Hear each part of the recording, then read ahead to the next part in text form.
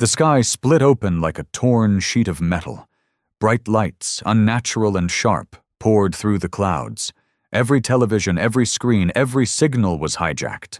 A voice, deep and metallic, spoke in 27 languages at once.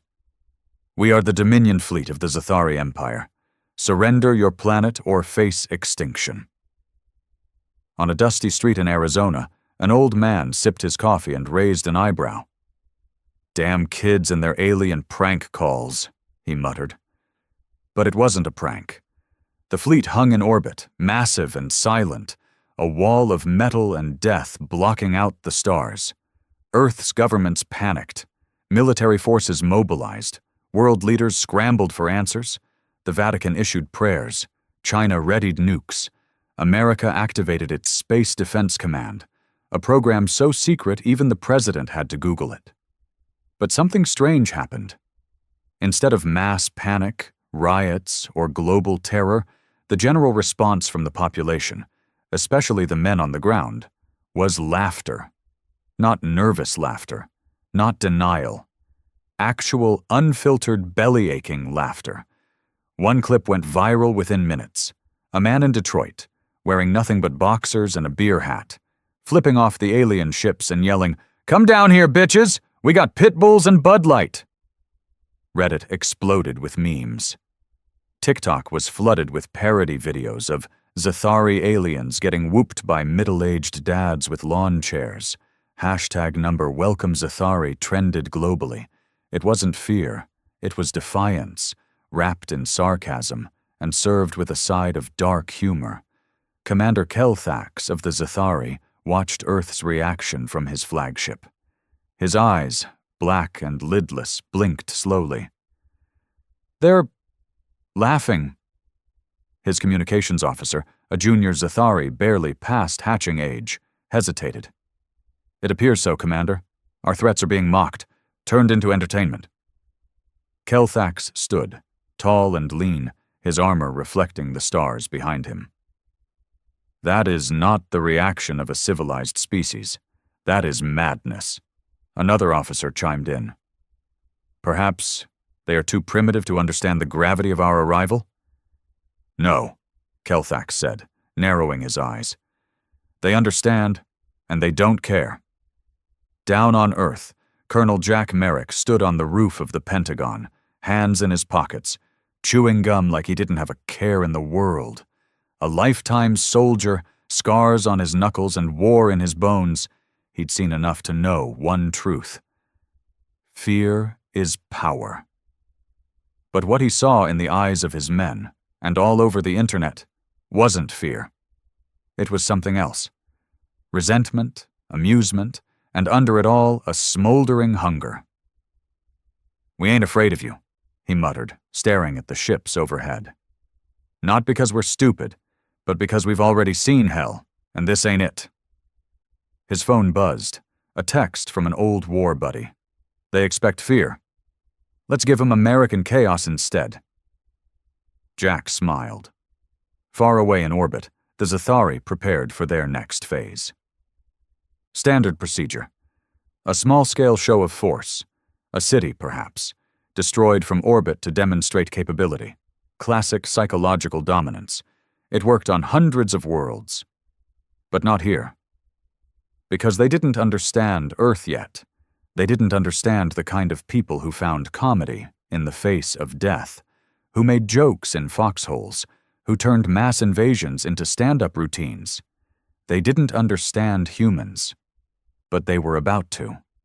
36 hours after the broadcast, the Zathari fleet moved into Phase 2, a standard protocol known across the galaxy as Demonstration of Absolute Dominance. For every species they had ever encountered, it worked flawlessly. The plan was simple: erase a city. One strike. Quick, clean, total. No warnings, no discussions. The message would be clear: submit or vanish. Every civilization so far had chosen submission.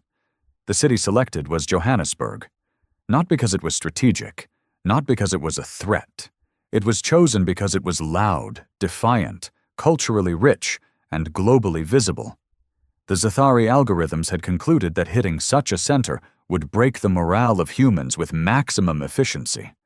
They didn't factor in rage or trauma, or the way humans bottle pain until it explodes in the worst way imaginable. From orbit, the superweapon warmed up. The ship's hull glowed a faint blue as energy gathered from across space-time dimensions, funneled into a beam capable of turning solid rock into vapor. Zathari engineers boasted this weapon had reduced a planet's entire northern hemisphere into molten glass once. It never got to fire. Colonel Jack Merrick was already in the air by then, not with an army, not with a fleet. Just 3 modified Blackbird stealth crafts, flying so low under detection it looked like birds on radar. But they weren't carrying nukes. They carried payloads far more dangerous. Code. Earth had been preparing for war since the Cold War era, always imagining Russia, China, or some rogue nuclear state. But a few black-budget programs had been preparing for something else. Project Harpy, run out of a hidden facility in Nevada, had developed a virus, digital warfare designed not to destroy alien systems, but to confuse them, jam their protocols, muddle communications, turn every yes into a no, and every targeting sequence into a request for coffee.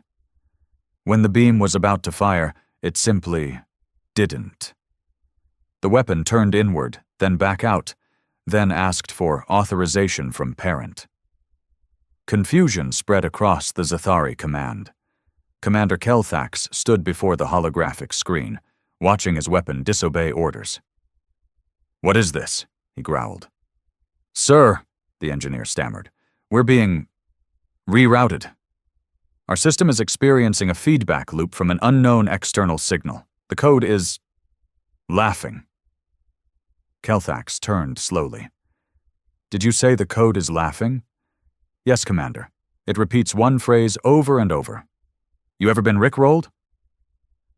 There was silence on the bridge.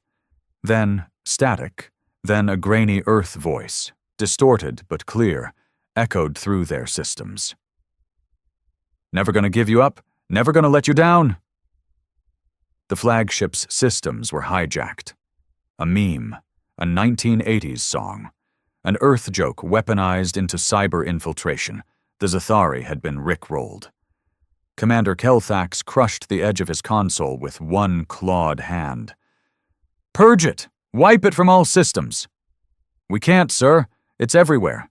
It's spreading faster than we can isolate it." Down on Earth, Jack Merrick watched from a secure military bunker in Virginia. He sipped black coffee, still in his flight suit, bruised from the high G maneuvering. But he was smiling. General Roth, a bull-necked bastard who looked like he hadn't smiled in a decade, turned to Jack and asked, "You really think memes are going to win us a war?" Jack didn't answer immediately. He looked at the monitors, footage of people in New York dancing in the streets under the glow of alien ships, kids in Seoul holding up signs saying, "Come get some," and a group of mechanics in rural Texas welding armor plates onto a school bus with the words "Galactic Welcome Wagon" painted in spray paint on the side. "No," Jack finally said, "but they'll buy us time and make them hesitate." General Roth folded his arms. "We need to hit them, hard, show them this rock bites back." "We will," Jack said, "but we hit smart, not just hard." Up in orbit, Zathari morale cracked. Not from casualties. They'd suffered none. Not from damage. Earth had done little.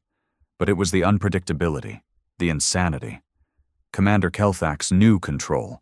He understood discipline, fear, submission. But Earth wasn't responding with any of those. It was responding like an animal that didn't know how to die properly, like it had seen too much, lost too much, and now had nothing left to give but defiance. "We underestimated them," he admitted quietly. He called an emergency war council. Dozens of fleet captains gathered in the chamber, each projecting from their own ships. The debate was bitter. "They are primitive," one captain argued. "They use memes as weapons." "That's precisely the problem," another countered. They weaponize everything: humor, grief, madness. We can't predict them. They cannot be controlled. Kelthax stood above them all, silent, then raised a hand for calm. This planet is not like the others. They don't break the same way. They don't beg. They provoke. They taunt. They laugh. He paused, then said what no Zathari leader had said in centuries. We may need to retreat and re-strategize. Gasps, murmurs. One captain shouted, "Retreat? Against humans?" But the decision hung in the air like a blade. The humans had made the Zathari doubt themselves, and in war, that's more dangerous than any bullet. On Earth, the news spread fast. The fleet was stalling. Satellite photos showed ships pulling back into defensive patterns, their formations loose and confused. World governments were still on edge, but people weren't waiting anymore. Resistance cells formed. Not underground movements, public ones. Bars turned into war rooms. Gun stores ran dry. Neighborhood dads held tactical training sessions in backyards. Hackers built tools to ping alien frequencies with baby cries and goat screams. An entire radio station in Iowa began broadcasting nothing but bagpipes and screaming goats on loop into space. Colonel Jack Merrick was flown to Berlin next, where global leaders gathered to coordinate an offensive response. He walked into the room smelling of jet fuel and sweat, and nobody dared question his authority. They expected us to roll over, Jack told the crowd. They thought their size, their tech, their arrogance would be enough. But they don't get it. We're not the strongest species. We're not the smartest. But damn if we aren't the meanest when cornered. We fight with everything. Rage, spite, humor, grief. They don't have a file for that. One French general stood up. What do you propose? Jack leaned forward. We hit them with what they don't understand. Chaos. The operation was codenamed Mockingbird. Not a single fleet. Not a united strike. Instead, hundreds of random, small-scale attacks. Not coordinated. Not conventional. Guerrilla warfare in orbit, code infiltrations, propaganda drops, even laser-projecting memes onto Zathari hulls mid-space battle.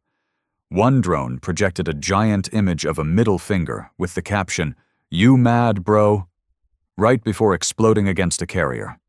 A captured Zathari officer screamed during interrogation, "Your species is insane!" And maybe he was right. Maybe that's what made humans so terrifying. Not power, not numbers, but the refusal to ever behave the way you expect. Because when you come to intimidate a man who's already lost everything, who's been broken and rebuilt by war, poverty, betrayal, and death, and he laughs in your face, that's when you know you're in trouble. Commander Kelthax stood at the edge of his command deck, looking down at the swirling blue planet below. He clenched his fists, claws digging into his palm. "They're not soldiers," he whispered. "They're demons in skin." He thought of retreating again. But deep inside, something darker stirred. He wasn't just going to destroy Earth now, he was going to break it. No more warnings, no more tactics, just raw, burning annihilation. What he didn't realize is that the moment he chose that path, Earth had already won. Because once you decide to fight a people who laugh at genocide with middle fingers and memes, you've already stepped into their world. And in that world, madness reigns. Commander Kelthax no longer cared about protocols. No more war councils. No more measured strategies. The humans had made him look like a fool before the entire empire, and that could not go unanswered. He wanted Earth reduced to ash. The command went out. Planetary sterilization. It was a war crime by galactic standards. But Kelthax didn't care about laws anymore. He didn't care about optics or strategy. He wanted humanity to suffer, to beg for mercy. The fleet aligned. Hundreds of orbital weapons began to charge. This time the humans wouldn't have time to joke. This time the skies would fall. But the humans had been watching. And waiting. Colonel Jack Merrick wasn't in a bunker or boardroom anymore. He was on the front lines now. somewhere off-grid in Utah, inside a camouflaged control center buried deep under a mountain. The place had no name, just a designation. Black Nest. Jack stood before a wall of screens, each one showing a different angle of the approaching fleet. He rubbed his stubbled jaw. The lines around his eyes were darker now. His voice had gone rougher over the last week. Less colonel, more survivor. A young technician beside him spoke. "Sir, they're arming every ship. Full burn. They're not playing anymore." Jack didn't blink. "Good." The technician hesitated. "Sir?" "Means they're scared. You don't drop a nuke on a mosquito unless the damn thing bit you in the eye." Around them, Black Nest came alive. Not with soldiers, though there were a few, but with outcasts. Men and women who'd been thrown out of polite society. Coders too dangerous for tech firms. Engineers too stubborn to follow safety protocols. Psychopaths who found a home where war was not just tolerated, but required. One of them, a bearded man with tattoos of circuit boards running down both arms, turned from his console. "Operation Wasp's Nest is ready." Jack looked at him. "Deploy." Operation Wasp's Nest wasn't a counterattack in the traditional sense. It was Earth's purest form of retaliation. Chaos, noise, aggression, and the element of total unpredictability. In low orbit, hundreds of Earth-made satellites and defunct space junk exploded into high-velocity debris. Not aimed, not guided, just blasted into Zathari formations like shrapnel from a cosmic shotgun. It wasn't elegant. It wasn't precise. It was brutal. One Zathari cruiser lost its stabilizers and spun out of control, crashing into another ship. The rest of the fleet panicked. AI systems couldn't calculate the debris paths fast enough. It was like trying to dodge a hurricane made of knives. But that was just the start.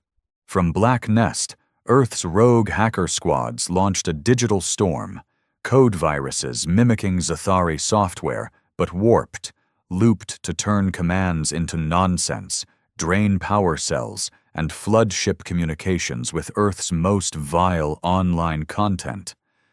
One Zathari commander collapsed screaming after watching 30 hours of unfiltered human internet rage. They didn't understand the horror of Reddit until it was in their minds. They didn't understand fortune. They sure as hell didn't understand Florida Man. Kelthax roared from the bridge of his ship as lights flickered and systems glitched. One screen showed a dancing cat with a Pop-Tart body. Another displayed a man eating cereal while his house burned down. Messages blinked. "Welcome to Earth. Population, fuck around and find out." He grabbed his lead technician by the throat. "Shut it down." "We're trying, Commander. The signal keeps mutating. Every fix spawns 3 more issues." Kelthax threw the corpse aside. He looked at Earth again. Not with fear. With hatred. "Prepare the core cannon." The crew froze.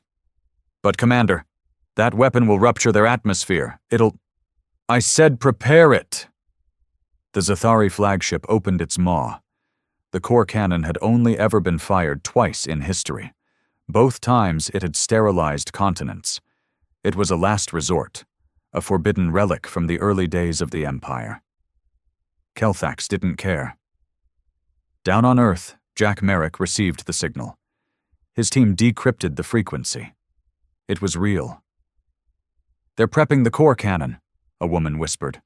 Jack stood still, staring at the screen. "They're going to try and burn the air right out of the sky." Silence fell. Then Jack nodded. "Time to bring in the Mad Dog." There were names spoken only in hushed tones in the military, legends whispered in bars, never officially recognized.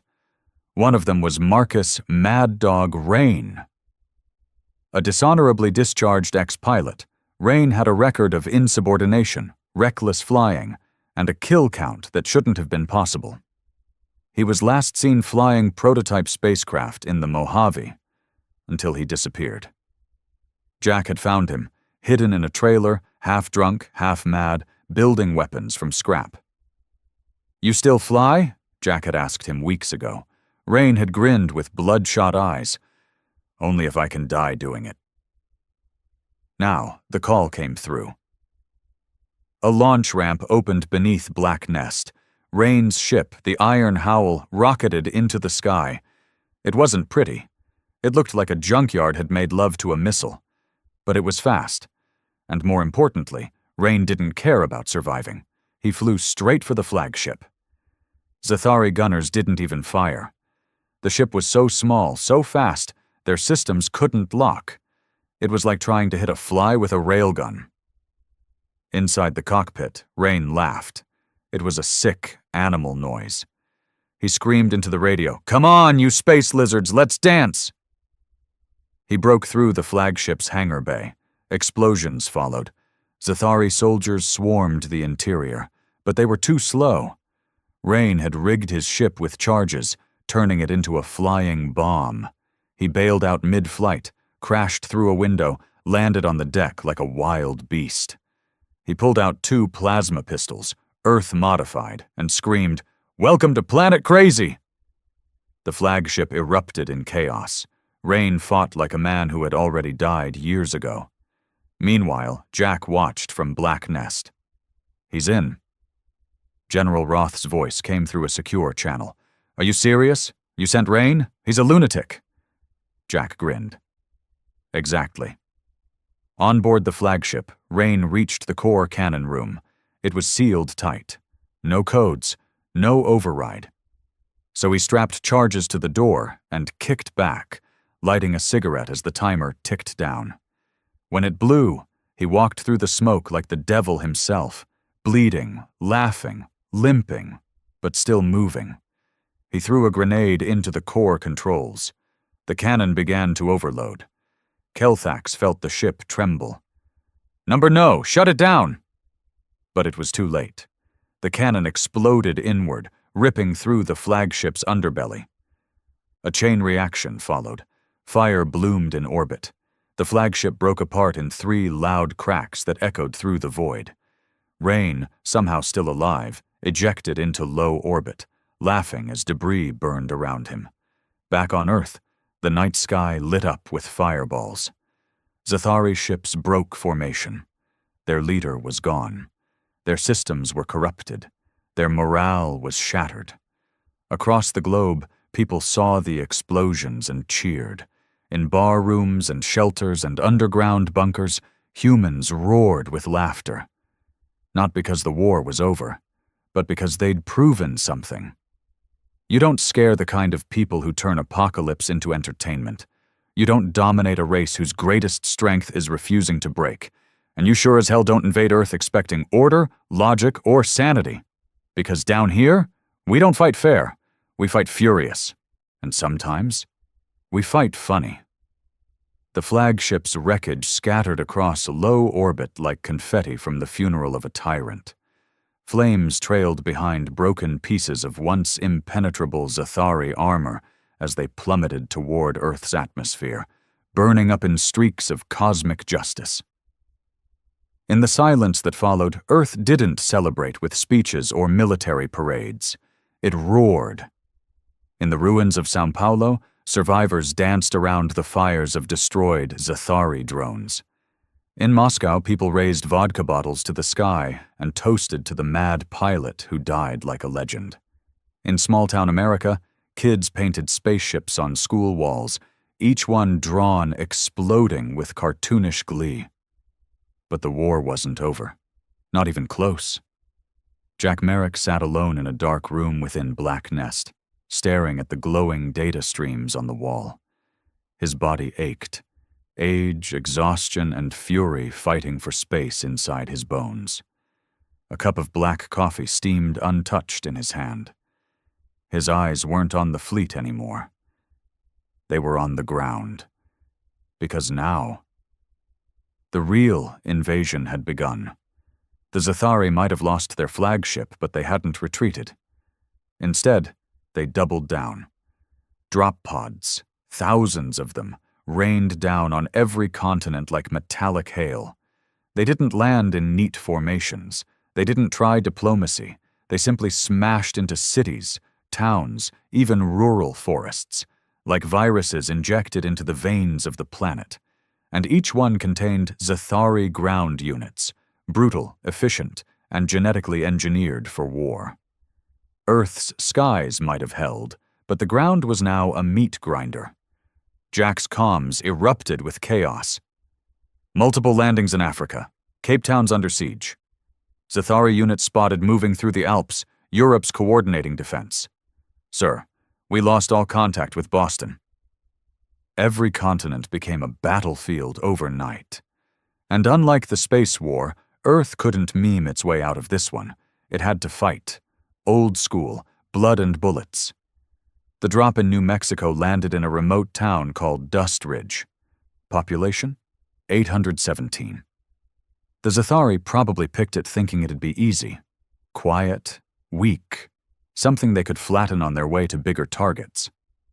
They didn't know Dust Ridge had a bar called the Scorched Boot, and in that bar was a man named Hank Grady, Vietnam vet, ex-bounty hunter, known for punching out a bear once in Alaska after the bastard bit his dog. He'd been sitting in that bar when the drop pod smashed through Main Street. Everyone ran. Hank stood. He poured one last whiskey, took one last sip, then walked out into the dust with a sawed-off in each hand. Zathari troopers, 9 feet tall, armored like tanks, emerged from the pod, scanning the area. Hank didn't wait.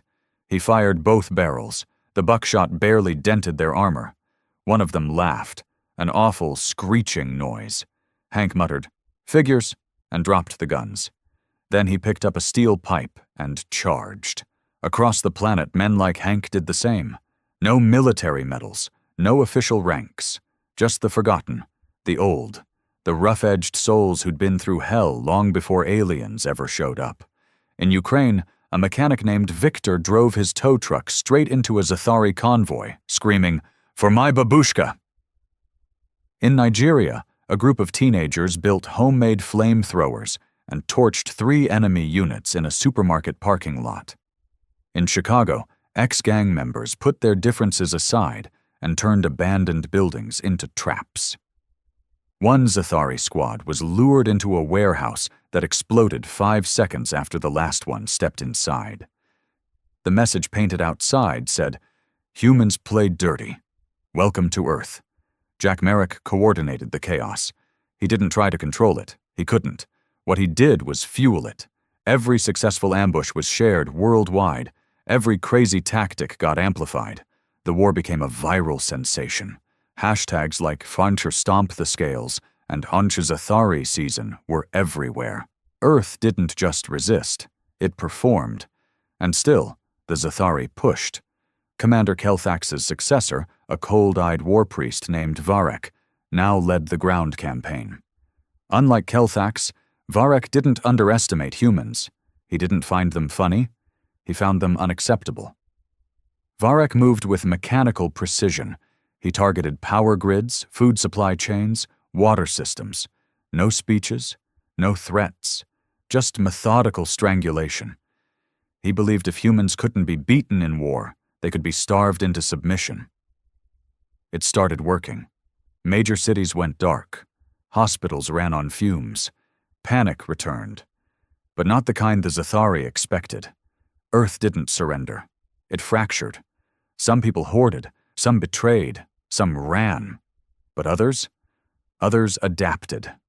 In Detroit, a network of bikers began running fuel and food between towns under siege, dodging alien patrols and corrupt officials. In India, a coder named Tanveer rerouted a power grid to keep an entire hospital functioning, using nothing but scraps and code stolen from a Zathari helmet.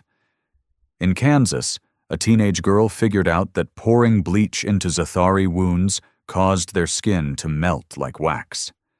That info spread like wildfire. Everyone fought. Everyone mattered. Jack Merrick moved from one zone to another, rarely sleeping, always one step ahead of collapse. One night, deep in what used to be Colorado, he met with a militia group. Ex-firefighters, lumberjacks, coal miners.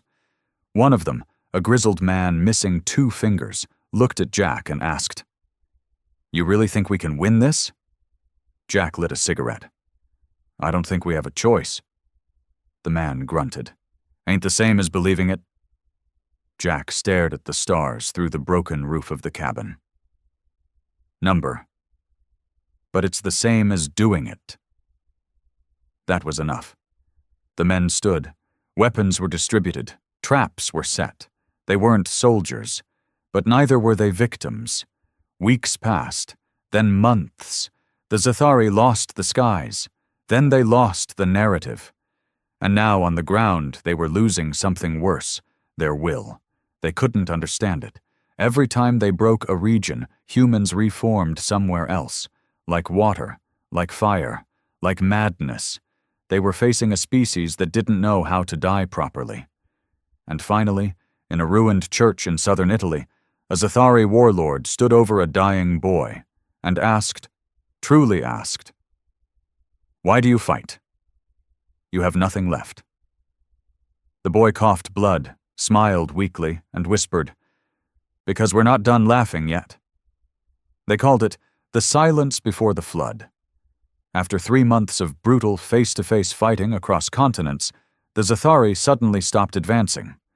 Drop pods ceased falling. Skirmishes dwindled. Their drones began flying at higher altitudes, watching, but not striking. It was like they were observing, calculating, waiting. The humans knew something was coming.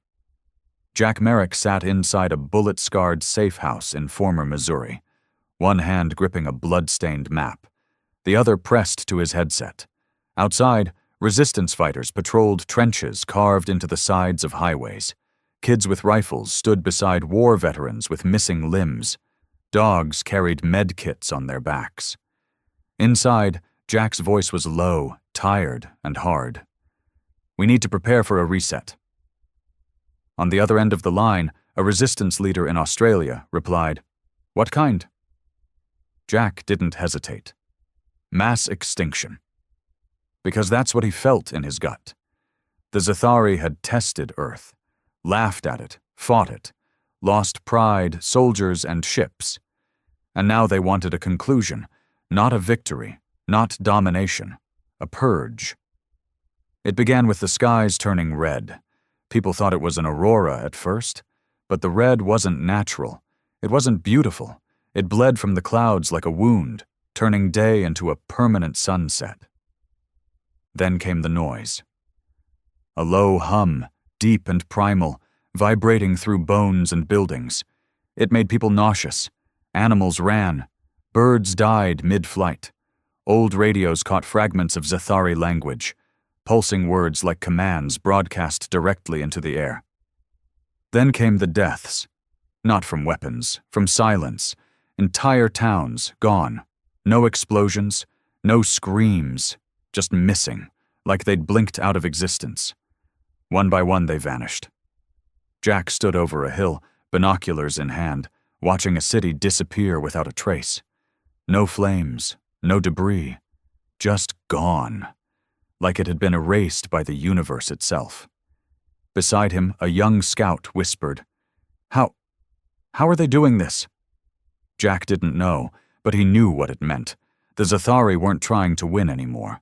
They were trying to end everything.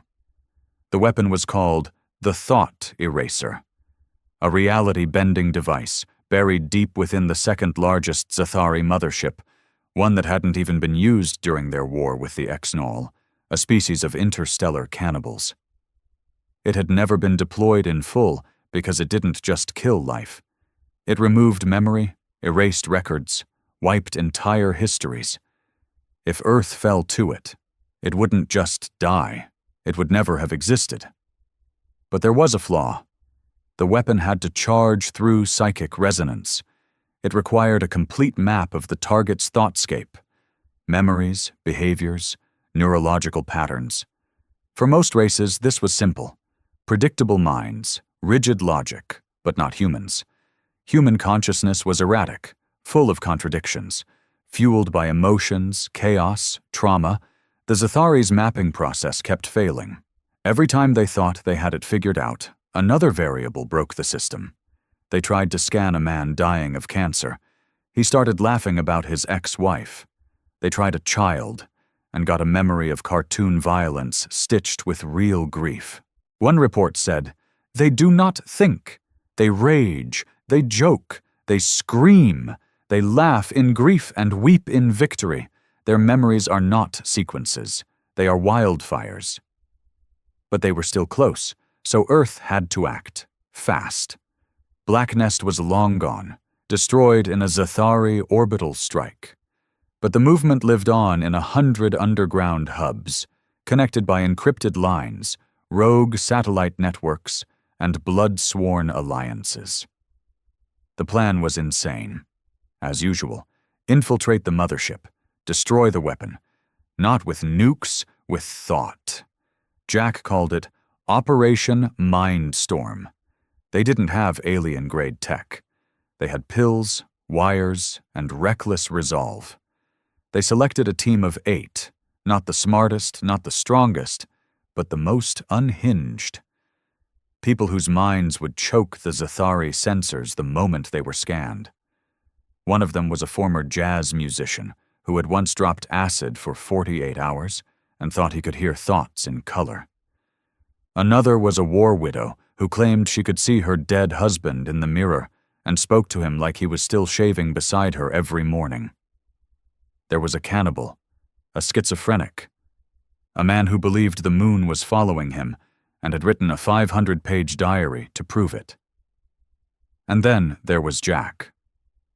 He wasn't insane, but he was the kind of man who stared at madness long enough that it started blinking first. The insertion craft was barely more than a rocket with a steering wheel. They called it the Hell Spit. Jack rode it with his team, helmets sealed, adrenaline rising. As they rose through the last layer of atmosphere, one of the team members, the jazz guy, started humming a funeral song. Jack didn't stop him. Inside the Zathari mothership, the resistance landed hard. Fire tore across the hangar. One of the team's legs snapped on impact. She ripped it off and crawled forward, screaming, "Not today, alien bastards!" They fought, hand to hand, gun to claw, blood against metal. It wasn't a stealth mission anymore. It was a statement. They wanted the Zathari to feel it, to panic. And when Jack reached the core chamber, the glowing, pulsing psychic engine, he smiled. Because it looked just like he'd hoped. Alive and vulnerable. The team circled it. No bombs, no codes, just thoughts. They linked themselves to the alien machine using neural taps stitched from stolen tech and raw wires. Each one jacked in, one by one, feeding the thought eraser their minds. And Earth poured in, not logic, pain, broken childhoods, funerals and lost dogs, lovers who cheated, memories of hunger, of laughing in courtrooms where justice never came, of burying children and marching into war anyway. Every betrayal, every scream, every joke told at a funeral because there was no other way to survive. The machine buckled. Lights flickered. The chamber screamed, not with sound, but with the rage of a dying intelligence that couldn't comprehend the data it was receiving.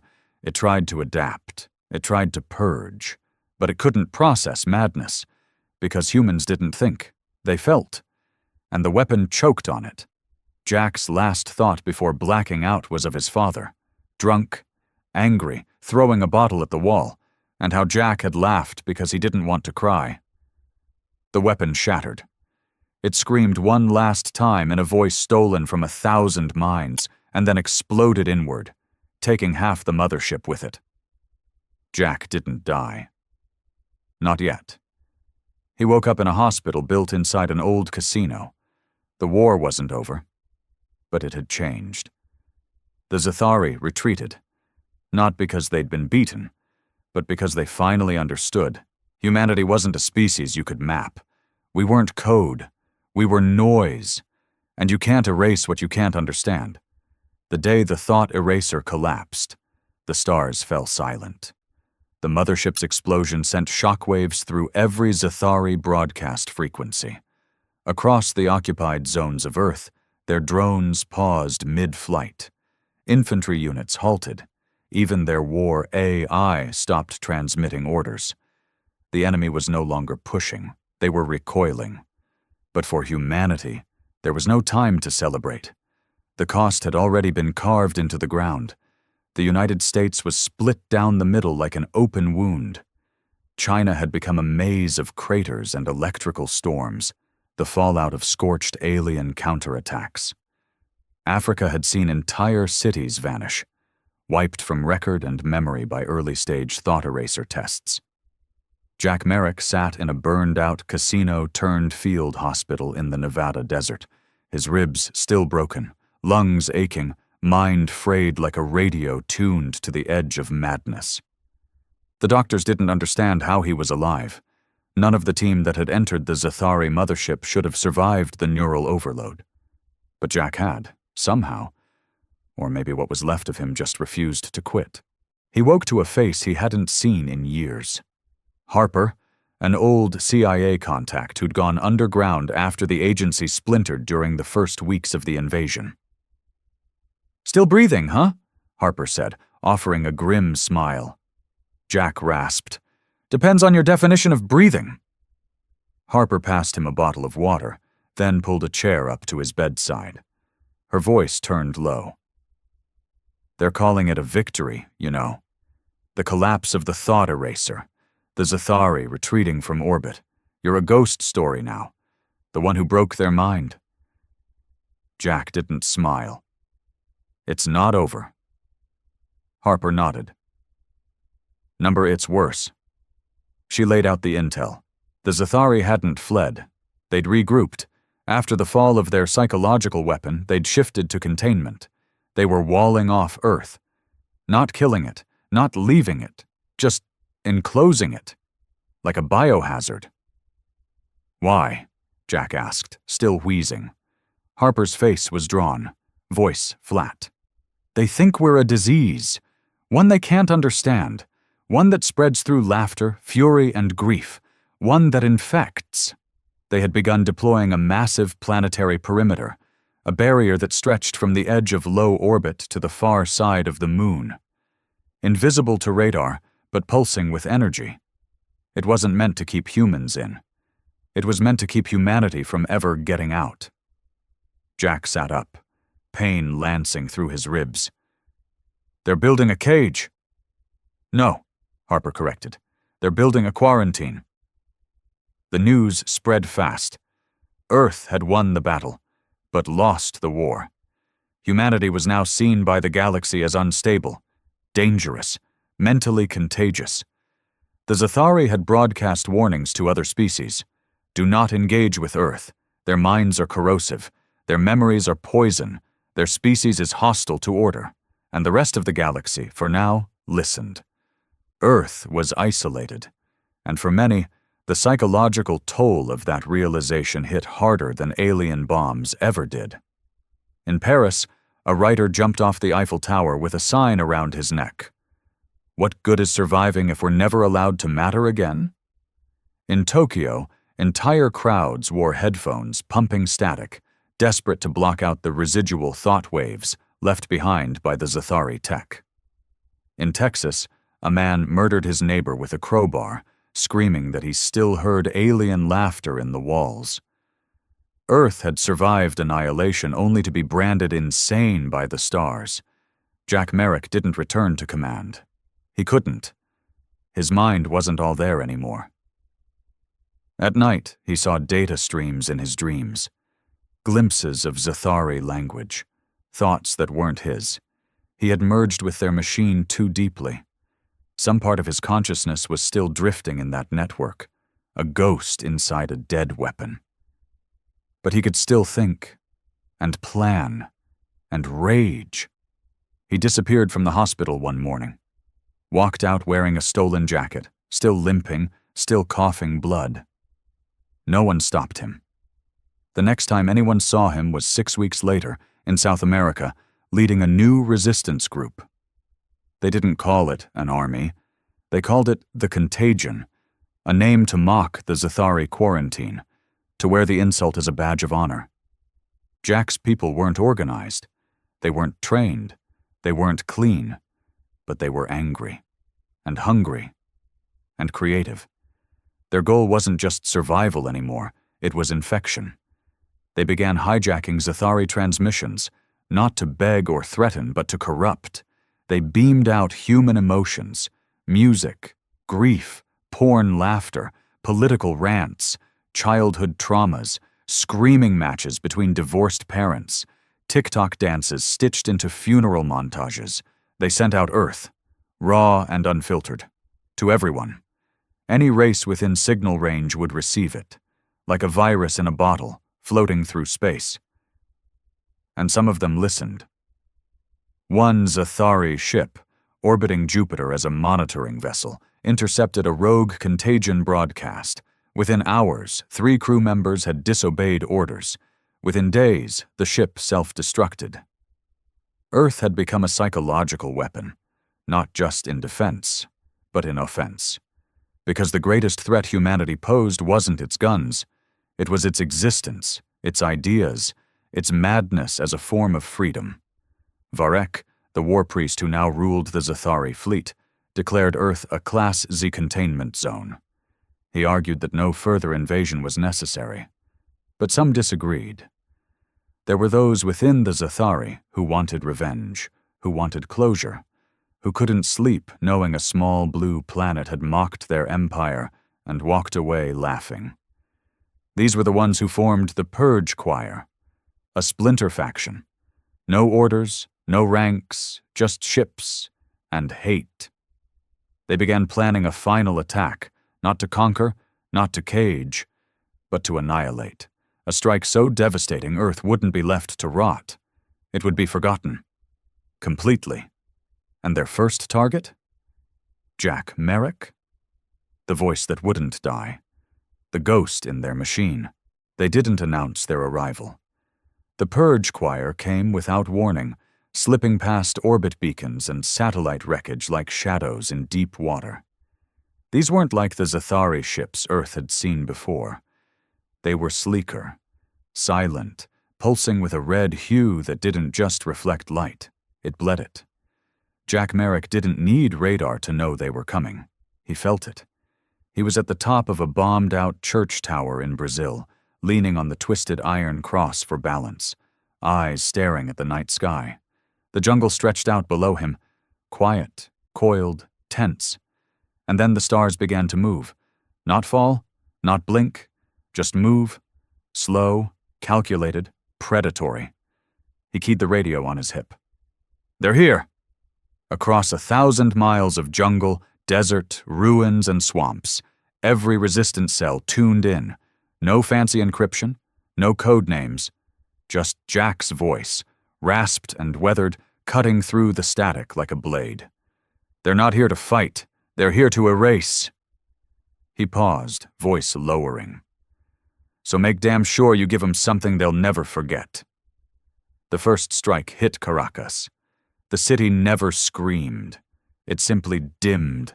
Lights gone, radios dead, bodies frozen where they stood, eyes open, pupils dilated. It wasn't a bomb. It wasn't a virus. It was fear, weaponized. A psychic wave so strong it disconnected the soul from the flesh. People didn't fall. They stopped. In Peru, the jungle died. Every leaf turned black. Birds fell mid-flight. Animals tore their own skin apart trying to flee from a presence they couldn't see. By dawn, it wasn't war. It was extinction in slow motion. And Earth was losing. Not because it lacked weapons, but because no one could aim when your brain was unraveling inside your skull. The Purge Choir didn't even deploy troops. They just hovered, like judgment given form, and watched the world unravel itself. Jack Merrick didn't fall back. He climbed down the church, coughing blood, vision swimming, head pounding with pressure that felt like his brain was trying to boil. Harper met him at the base. She was thinner now, meaner, scar across her cheek from the last Zathari drone strike. "You can't fight this," she said. "This isn't a battle. It's a damn exorcism." Jack staggered forward. "Then we become the demon they can't burn." She stared at him. "You've lost your mind." "Good," he growled. "Means I've got nothing left to lose." He looked to the jungle beyond. The last operating contagion broadcast tower sat there, half covered in vines, its antenna crooked but functional. They could run, or they could broadcast. Jack chose the second. He called it Operation Spite. There would be no surrender, no suicide plans, no counterfleets, just one final scream into the abyss, a data wave, faster than light, encoded with Earth's worst, every betrayal, every genocide, every love story that ended in violence, every memory that still haunted humanity like a wound that refused to scab. They fed it all into the tower. And they didn't clean it up. They didn't sanitize it. No triumph, no redemption arcs, just the raw, bleeding core of the species. United States, as we really were. They hooked Jack into the system. His brain would carry the charge. His mind, already half infected with Zathari tech, would be the ignition point. Doctors begged him not to. Harper begged him not to. But Jack looked at the last working mirror in the bunker and said, "They want us forgotten? Then they'll remember this scream forever." He laid down on the table, electrodes in his skull, blood dripping from his nose. A priest stood in the corner, not to offer prayers, but to record them. As the purge choir descended over the Amazon, ready to detonate their final pulse, the tower in the jungle lit up. One red flash, one deafening surge. And the signal launched. The Zathari ships froze, sensors overwhelmed, AI cores rupturing, emotions they didn't even have flooding in. Shame, lust, rage, failure, love, addiction, suicide, memory. All of it screaming into their hive minds like a plague of voices shouting at once, "Remember us!" One ship turned on another. Cannons fired without orders, a psychic meltdown so massive it looped back into their own fleet. Their purge weapon, ready to discharge, shorted out in mid-charge and exploded inside its own casing. The sky over the Amazon didn't just flash. It bled. One ship fell into the sea off the coast of Chile. Another crashed into the Andes. 3 vanished entirely, either cloaked or dead in orbit. Earth didn't cheer. It collapsed. But it collapsed with middle fingers pointed at the stars. Jack Merrick didn't die. Not technically. His body went limp. His brain shut down. He stopped breathing for 11 minutes. But then his fingers twitched. Then his eyes blinked. And he whispered, "Was that loud enough?" The Zathari called off the purge choir missions. Not because of losses, but because the signal spread. One of their relay ships caught the human scream and relayed it into deep space before it realized what it was doing. Other species heard it, and for the first time, they didn't fear Earth. They understood it, not admired, not welcomed, but understood. A planet where madness had meaning, a species that bled stories, that weaponized memory, that laughed while burning. Jack Merrick's name became a virus across the stars, not a hero, not a villain, just a man too broken to stop screaming. And they say that even now, if you tune to the right frequency at night, you can still hear him laughing in the static. It ended not with parades, medals, or televised speeches. It ended in silence. A silence that stretched across galaxies, thick and choking. The kind of silence that comes after something sacred and terrible has been witnessed. Something that stains memory and soul alike. The Zathari left Earth's orbit entirely 3 weeks after the collapse of the purge choir. They didn't send ambassadors. They didn't issue apologies. They didn't return fire. They simply vanished, retreated beyond the rim of human knowledge, sealing off their wormholes behind them like a wounded animal crawling into a cave to die. For the first time in human history, the sky was empty, and Earth didn't trust it. Jack Merrick never fully recovered. His body moved, his voice rasped, his eyes opened, but something behind them had stayed inside the machine, inside the scream he'd fed into the stars.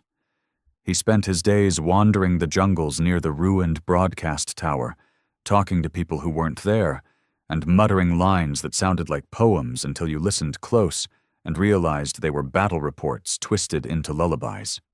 Harper stayed near him, not out of loyalty, not out of duty, but because somewhere in all that madness, she found a thread of truth that kept her breathing. "Do you know what you are to them?"